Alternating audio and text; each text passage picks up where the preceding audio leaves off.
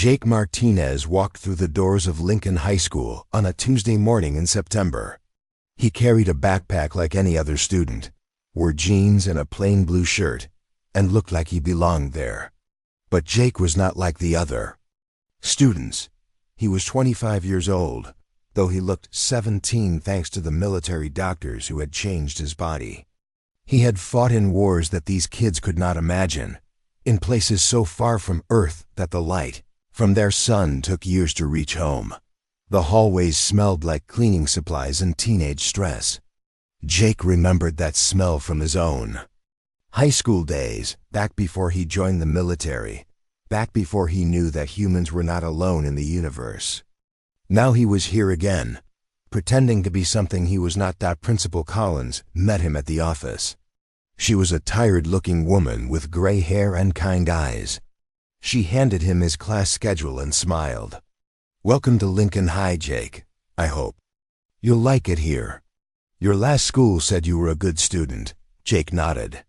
His last school was the military academy on Europa Station, but Principal Collins would never know that. The papers said he came from a boarding school back east. The papers lied about many things. "Thank you, ma'am. I'm looking forward to it."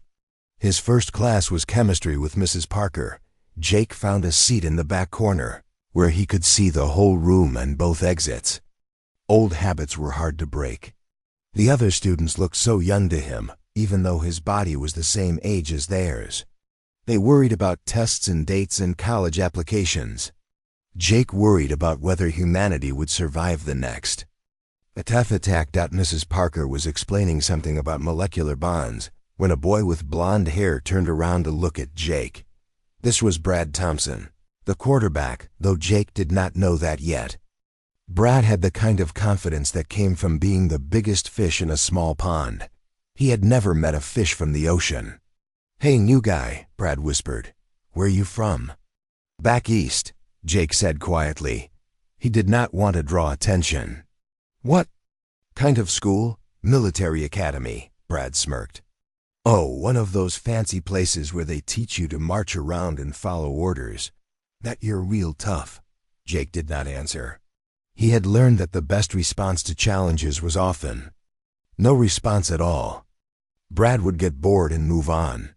They always did, but Brad was not done. "Maybe you can show us some of your military moves at lunch. We have a nice spot behind the gym where we settle things." Jake looked at Brad for a long moment.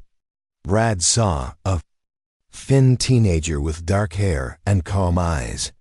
He did not see the scars that the military doctors had erased, or the medals hidden in Jake's apartment, or the nightmares that still woke him up some nights.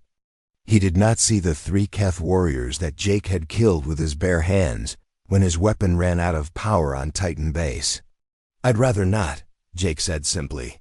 Brad's friends laughed. They thought Jake was scared. Mrs. Parker looked their way and frowned, so Brad turned back around. But Jake could tell this was not over. It never was with boys like Brad. The morning passed slowly. Jake had studied all of this material years ago, before he left for the war. The math was simple, the history incomplete, the science outdated. But he listened and took notes and tried to look interested. This was his mission now, as important as any battle he had fought. At lunch, Jake sat with a girl named Amy Rodriguez. She was in his chemistry class, a quiet girl with dark eyes who reminded him of his sister Maria. Amy was reading a book about space exploration while she ate her sandwich. "Is that any good?" Jake asked, pointing to the book. Amy looked up, surprised. That someone was talking to her. "Oh yes. It's about the Mars colonies. I want to be an astronaut someday." Jake smiled. If only she knew how many humans were already living among the stars, fighting and dying to keep Earth safe. "That sounds like a great dream. What about you? What do you want to do?" Jake thought about his real job, about the war that was still going on while these kids worried about homework. "I'm not sure yet. Maybe something in public service." They talked about classes and teachers and normal teenage things. Jake found it surprisingly pleasant. It had been a long time since he had talked to someone who did not know about plasma rifles, and Kef battle tactics. After lunch came chemistry lab. Jake was paired with Amy, which was fine with him. She was careful and smart, unlike some of the other students who treated dangerous chemicals like toys. They were working with sulfuric acid, measuring small amounts for an experiment about metal reactions. Amy was pouring acid from a large beaker into a smaller one when her hand slipped. The beaker tilted, acid spilling toward the table where it would splash on both of them. Jake moved without thinking. His enhanced reflexes, designed for combat, kicked in. He caught the falling beaker before a single drop hit the table, set it down safely, and pulled Amy back from the spill area. Then he grabbed a neutralizing compound from another station and spread it over the small amount of acid that had escaped. The whole thing took maybe 3 seconds. To the other students, it looked like Jake had impossibly fast reflexes. To Jake, it felt like slow motion. How did you do that? Amy asked, staring at him. Jake realized his mistake. Normal teenagers did not move that fast. Normal teenagers did not know exactly which chemicals would neutralize acid spills. Normal teenagers did not have combat training that made them react to danger before their conscious minds even processed the threat. Just lucky, I guess, he said. But Amy was not convinced. She had seen the way he moved, like a dancer or a fighter. She had seen how his eyes had scanned the other chemical stations, instantly finding what he needed. She had seen a lot of things that did not fit with his story about being from a military academy back east. Mrs. Parker came over to check on them. Is everything all right? I heard glass. Just a small spill, Jake said. We cleaned it up. Mrs. Parker looked at the neutralized acid and nodded approvingly. Good work. Most students would have panicked. As she walked away, Amy kept staring at Jake. Where did you really go to school? Jake met her eyes. I told you, military academy. They must have some academy, Amy said quietly. Jake said nothing. He had already said too much. The rest of the class passed without incident, but Jake could feel Amy watching him. He could also feel someone else watching from the corner of the room. Mr. Valdez, the substitute teacher, was taking notes and trying to look casual about it. But Jake had learned to spot surveillance, and Mr. Valdez was not as good at hiding as he thought. As the final bell rang and students rushed for the exits, Jake gathered his things slowly. His first day was almost over, and he had already made mistakes. Amy was suspicious. Brad wanted to fight, and Mr. Valdez was watching everything with the intensity of someone who had more than academic interest in the new student. Jake walked toward the exit, wondering how long his cover would last. He had survived 3 years of war against aliens who wanted to destroy humanity. High school might be his greatest challenge yet. 3 weeks had passed since Jake's first day at Lincoln High School. He had settled into a routine that felt almost normal. He helped Amy with her math homework, joined study groups, and even got invited to sit with different groups at lunch. The other students seemed to accept him, though Amy still asked questions he could not answer. Jake was getting better at acting like a teenager. He learned to complain about tests, to laugh at jokes that were not funny, and to pretend he cared about the football team's chances this Friday. It was harder than fighting aliens, in some ways. At least aliens tried to kill you honestly. Danny. Kim had become his closest friend. Danny was a small, quiet boy who loved computers and science fiction movies. He reminded Jake of the tech specialists he had worked with in the war, smart kids who could fix anything with wires and circuits. Danny never asked too many questions about Jake's past, which made him good company. You should come to Lisa Chun's birthday party this weekend, Danny said as they walked to English class. She invited pretty much everyone in our grade. Jake had heard about the party. Lisa was popular and friendly, the kind of girl who made everyone feel welcome. I don't know. Parties aren't really my thing. Come on, man. You need to get out more. All you do is study and work out. Live a little. Danny did not know that Jake had lived more than most people did in 3 lifetimes, but he was right about one thing. Jake did work out a lot. He had to maintain his physical conditioning, even though he was not fighting anymore. The habits of war were hard to break. Maybe, Jake said. We'll see. English class was boring as usual. They were reading a book about a man who went to war and came home changed. Jake found it funny in a dark way. The author had never been to war, had never seen friends die, had never killed anyone. But he wrote about it like he knew what it felt. Mrs. Henderson, the English teacher, asked them to write about a time when they had to make a difficult choice. Jake stared at his blank paper for a long time. He could write about the time he had to choose between saving his wounded sergeant or completing the mission that would protect a civilian transport ship. He could write about the time he had to kill a young Kef soldier who could not have been much older than these high school kids. He could write about the choice to come back to Earth and pretend to be something he was not. Instead, he wrote about choosing to try out for the chess club at his old school. It was a safe lie, boring and believable. The fire drill happened on a Thursday during 3rd period. Jake was in history class, half listening to Mr. Roberts talk about World War II. The old wars seemed so simple compared to the one Jake had fought. At least in World War II, everyone knew who the enemy was. The alarm started as a normal fire drill signal, the kind every school had. But something went wrong with the system. The sound changed, became higher and more urgent. It started to pulse. In a pattern that made Jake's blood run cold. It sounded exactly like the battle alert on Titan Base. Jake was on his feet before he knew it, his chair falling backward with a crash. The sound triggered memories that crashed over him like a wave. He could smell the smoke from burning buildings, hear the screams of dying soldiers, feel the weight of his plasma rifle in his hands. Everyone out, he shouted, his voice carrying the authority of someone used to being obeyed in life or death situations. Now, move. The other students stared at him in confusion. Mr. Roberts started to say something about orderly evacuation procedures, but Jake was already moving. Amy, help Danny with his books. Lisa, check on the kids in the back row. Brad, you're strong. Help anyone who needs it. Jake's voice was calm and commanding, nothing like the quiet teenager they knew.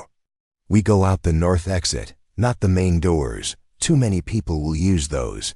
Jake, what's wrong with you? Amy asked, but she was already helping Danny like he had asked. Jake was scanning the room, counting students, checking for anyone who might have trouble moving quickly.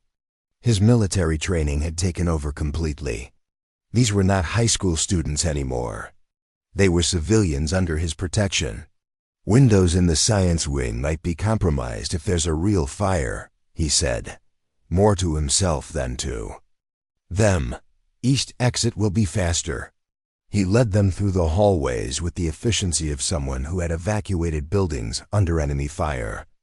He knew where the exit points were, which routes would be clearest, how to move a group of people quickly without causing panic. He had learned these skills in places where making a mistake meant everyone died. The broken alarm kept wailing its false battle cry. Jake organized the evacuation like a military operation. He sent faster students ahead to clear the paths, kept the group together, and made sure no one was left behind. When they reached the parking lot, he established a safe assembly point and started taking attendance. Principal Collins arrived with the fire department. She watched in amazement as Jake coordinated with the emergency responders, giving them clear information about building occupancy and potential hazards. He spoke to the fire chief like an equal, using terms that most adults would not know. All students and staff accounted for, Jake reported. Building should be clear except for the maintenance crew in the basement. They exit through the loading dock. The fire chief looked at Jake with surprise. Son, how do you know about our procedures? Jake realized what he had done. He had just demonstrated knowledge that no high school student should have. I read about emergency response for a class project, but it was too late. Principal. Collins was staring at him with new understanding. Amy was watching him with wide eyes. Even Brad Thompson looked impressed and confused. The fire department found the problem with the alarm system and fixed it. There had been no fire, just a malfunction that created the wrong sound. Students started to relax and joke about the excitement, but Amy approached Jake as they waited to go back inside. That was incredible. How did you know what to do? Just common sense, Jake said. But his voice sounded tired. No, it wasn't. You moved like you've done this before. Like you've been in real emergencies. Amy's voice was gentle but persistent. My dad was in the Navy. He acts the same way when something goes wrong. Jake looked at her for a long moment. Amy's father was a veteran. That explained why she noticed things that other students missed. Veterans recognized each other, even when they were trying to hide. Your dad sounds like a smart man, Jake said. He is. He also taught me to recognize when someone has been in combat. Amy's eyes were serious. Jake, what really happened at your old school? Before Jake could answer, Danny joined them. Dude, that was amazing. You were like a general or something. Where did you learn to do that? Jake felt the walls closing in. His cover was slipping, and he was not sure he could fix it. I should go. My next class starts soon. Jake, wait, Amy called, but he was already walking away. As Jake headed back to the building, he noticed Mr. Valdez watching him from across the parking lot. The substitute teacher was taking notes again, and this time he was not trying to hide it. Jake had the feeling that his time at Lincoln High School was about to get much more complicated. The alarm had stopped, but Jake could still hear it in his head. Some sounds never really went away, no matter how hard you tried to forget them. And some skills, once learned, could never be unlearned. Jake walked back into the school, wondering if he would make it through another day without his past catching up with him. The college fair came to Lincoln High School on a cold October morning. Tables filled the gymnasium, with representatives from universities and military branches talking to students about their futures. Jake tried to avoid the whole thing, but Mrs. Henderson made attendance mandatory for all seniors. He walked through the rows of tables, pretending to be interested in college brochures. The Army recruiter tried to catch his attention, but Jake moved past quickly. The last thing he needed was more questions about his military background. Hey, Jake, Danny called out. Come check this out. They have a table for the Space Force. Jake's stomach dropped. The Space Force was still mostly secret, at least the parts that mattered. Most people thought it was just satellites and communication systems. They had no idea about the real battles being fought in the outer system. The recruiter at the Space Force table was a young woman with lieutenant bars on her collar. She smiled at Jake and Danny as they approached. Interested in space? She asked. Definitely, Danny said with enthusiasm. I want to work on spacecraft systems. That's great. We need good technical people. The lieutenant looked at Jake. What about you? Jake shrugged, just looking around. But the lieutenant was studying him more carefully now. Something in his posture, the way he carried himself, had caught her attention. Have you ever considered military service? Not really. Jake lied. You look like you'd be good at it. You have the bearing, Danny laughed. Jake's from a military academy. He already knows all that stuff. The lieutenant's eyebrows went up. Really? Which academy? Jake felt trapped. It was back east. Small place. I went to the Air Force Academy myself. Always interested in hearing about other programs. The lieutenant's voice was friendly, but Jake could hear the questions underneath. What kind of training did they focus on? Before Jake could answer, another voice interrupted. Well, look who we have here. Sergeant Lopez from the Marine recruiting table had walked over.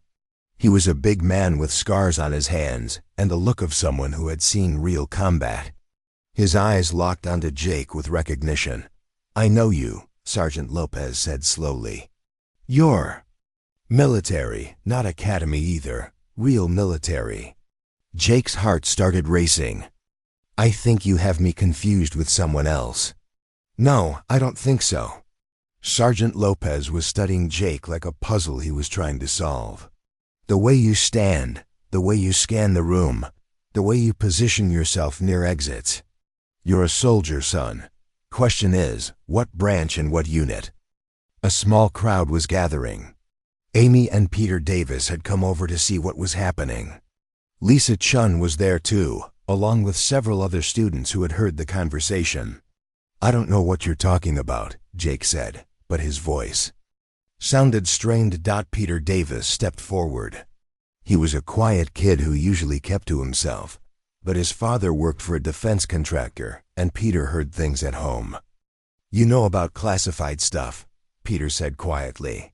"My dad works on government projects, and sometimes he mentions things he shouldn't. You knew about those things when we talked last week. What kind of things?" Amy asked. Peter looked nervous. "Plasma weapons, advanced armor systems. Things that aren't supposed to exist yet." The Space Force lieutenant was listening intently now. "What exactly did you say about plasma weapons?" Jake realized he was in serious trouble. He had made too many small mistakes, revealed too much knowledge in casual conversations. His cover was collapsing. "I need to go," Jake said, turning to leave, but Brad Thompson was standing behind him, blocking his path. Brad had been listening to the whole conversation, and for once, he was not looking for a fight. He was looking confused and a little scared. "You're not really a student, are you?" Brad asked. "You're something else."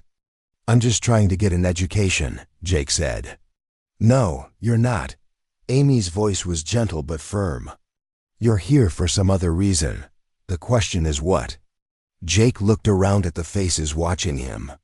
These kids had accepted him, become his friends, trusted him. He had grown to care about them more than he expected. They deserved some kind of truth. "It's complicated," he said finally. "Try us," Danny said. "We're not as dumb as we look." Jake was about to answer when he noticed Mr. Valdez pushing through the crowd. The substitute teacher had been watching from across the gym, and now he was moving with purpose. "That's enough," Mr. Valdez said in a voice that carried authority. "Everyone needs to step back." But Sergeant Lopez was not intimidated. "Who are you supposed to be?" "I'm someone who knows exactly who this young man is," Mr. Valdez said. "And I'm someone who knows that this conversation needs to end right now." "Like hell it does," Sergeant Lopez said. "If we have an active duty soldier pretending to be a high school student, I need to know why." Mr. Valdez looked at Jake, then at the growing crowd of students and adults. "Very well, but not here. Principal Collins' office now." As they started to move toward the exit, Brad Thompson made his decision. He had spent weeks trying to prove he was tougher than the new kid, and now he was going to get his chance. "You want to know who he really is?" Brad said loudly. "Let's find out." Brad grabbed Jake's shoulder and spun him around. It was meant to be an aggressive move, a challenge that would force Jake to react. But Brad had no idea what he was challenging. Jake's response was automatic. His combat training took over, and he moved with the speed and precision of someone who had fought for his life against enemies much more dangerous than a high school quarterback. Brad found himself on the ground in less than a second, his arm twisted behind his back in a hold that could break bones if Jake applied pressure. Jake's other hand was positioned at Brad's neck, fingers placed with surgical precision on nerve points that could render him unconscious instantly. The entire gym went silent. Jake realized what he had done and immediately let go, stepping back. With his hands raised, "I'm sorry, I didn't mean to ... But the damage was done. Everyone had seen the speed, the technique, the casual way Jake had neutralized someone much larger than himself. This was not something they taught at any high school, military academy, or otherwise. Brad got to his feet slowly, rubbing his arm. For the first time since Jake had met him, Brad looked scared. "What the hell are you?" Principal Collins appeared at Jake's side. She had been watching from across the gym and had seen everything. "I think we need to have that conversation now," she said quietly. Mr. Valdez nodded. "Yes, we do. All of us." Amy looked at Jake with new understanding. "You're not just from the military.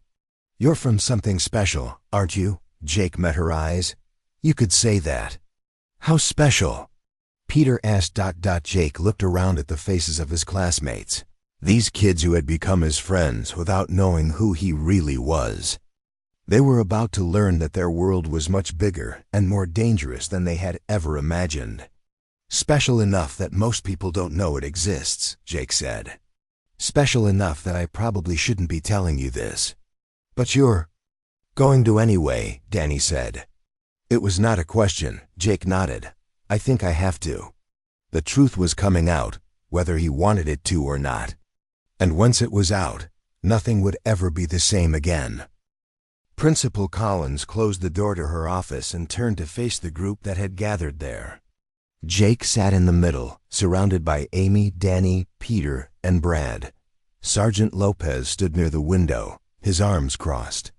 The Space Force lieutenant had followed them as well, clearly not willing to miss whatever was about to happen. Mr. Valdez stood at the front of the room, no longer looking like a substitute teacher. His whole manner had changed. He carried himself with authority now, like someone used to being in charge of important things. "Before we begin," Mr. Valdez said, "I need everyone to understand that what you are about to hear is classified information. You cannot tell anyone else about this conversation. Not your parents, not your friends, not anyone." "You can't make us promise that," Amy said. "We're just kids." "Actually, I can," Mr. Valdez said. He reached into his jacket and pulled out a badge. "My name is Agent Valdez, and I work for a government agency that deals with national security matters." Brad laughed nervously. "This is crazy. You're telling us Jake is some kind of spy?" "Not exactly," Agent Valdez said. "Jake, would you like to tell them, or should I?" Jake looked around the room at his friends. These past weeks had been the most normal time he had experienced in years. He had almost forgotten what it felt like to be around people who did not know about war and death, and the terrible things that happened in the dark between the stars. "My name is Jake Martinez," he said slowly. "I'm 25 years old, and I'm a sergeant in the United States Space Marines." The room was silent for a moment. Then Danny started laughing. "Come on, man, Space Marines? That's science fiction stuff." "No, it's not," Jake said quietly. "We've been fighting a war for the past 4 years. A war that most people on Earth don't know about." Agent Valdez stepped forward. 3 years ago, humanity made contact with an alien species called the Keth Empire. They did not come in peace. Peter's father had prepared him for this moment, without knowing it. All those classified projects, all those whispered conversations suddenly made sense.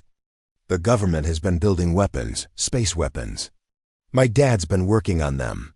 "Your father is a good man," Agent Valdez said. "His work has saved many lives."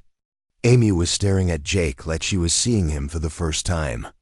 "You've been fighting aliens?" "The Keth think humans are weak because we care about things like art and music and protecting people who can't protect themselves," Jake said. "They see kindness as weakness. They came to destroy us or make us slaves, but we stopped them," Sergeant Lopez said. He had been quiet until now, but Jake could see the recognition in his eyes. "You were at Titan Base, weren't you?" Jake nodded. "Third wave defense. We held the line while the civilian transports evacuated." "I heard about that battle," Sergeant Lopez said with respect. "They say it was a slaughter." "It was," Jake said simply. "But we won." Lisa Chen, who had been silent through all of this, finally spoke up. Why are you here? Why are you pretending to be a student? Agent Valdez answered for him. Because I'm not human. The words hung in the air like a bomb waiting to explode. Everyone turned to stare at the man they had known as Mr. Valdez. I am Zalari, he continued. My people have been watching humanity for some time. We wanted to understand what kind of species you are. You're an alien? Brad asked, his voice cracking slightly. Yes, the Zalari Federation has been neutral in the war between humans and the Keth. We were trying to decide which side, if any, we should support. Amy was putting the pieces together. So you put Jake here to see how humans behave when they're not fighting? Exactly, Agent Valdez said. We needed to know if humans are naturally violent or if they only fight when they have to. Jake looked at his friends, these kids who had accepted him without question. I could have hurt any of you, anytime I wanted. I'm trained to kill with my bare hands. I have reflexes and strength that you can't match, but I never wanted to hurt you. I wanted to protect you. Even me? Brad asked quietly. Even after I kept trying to fight you. Especially you, Jake said. You reminded me of myself when I was your age. All anger and no direction. Danny was shaking his head in amazement. This is insane. Aliens are real. There's a war going on. And our friend is some kind of super soldier. Not super, Jake said. Just trained, and not that different from you really.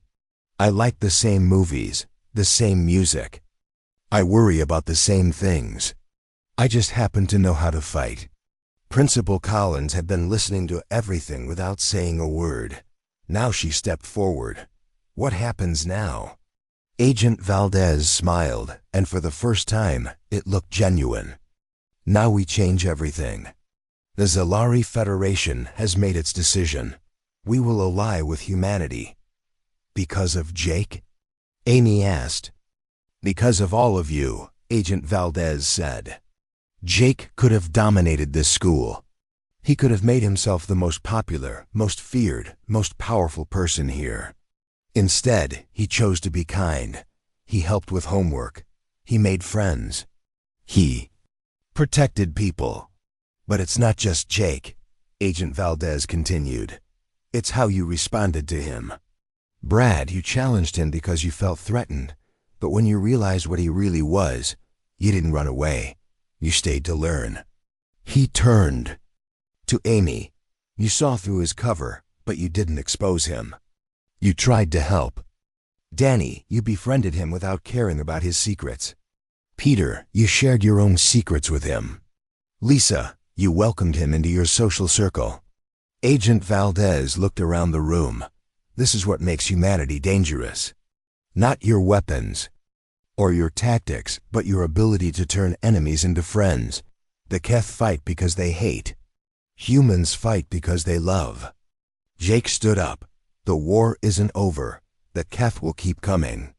But now we won't face them alone. What about us? Danny asked. What do we do now? You go back to being students, Agent Valdez said. But you'll also be part of something bigger. The first human-alien cultural exchange program. Other young people from both species will come here to learn. And Jake? Amy asked. Jake smiled. I stay, if you'll have me.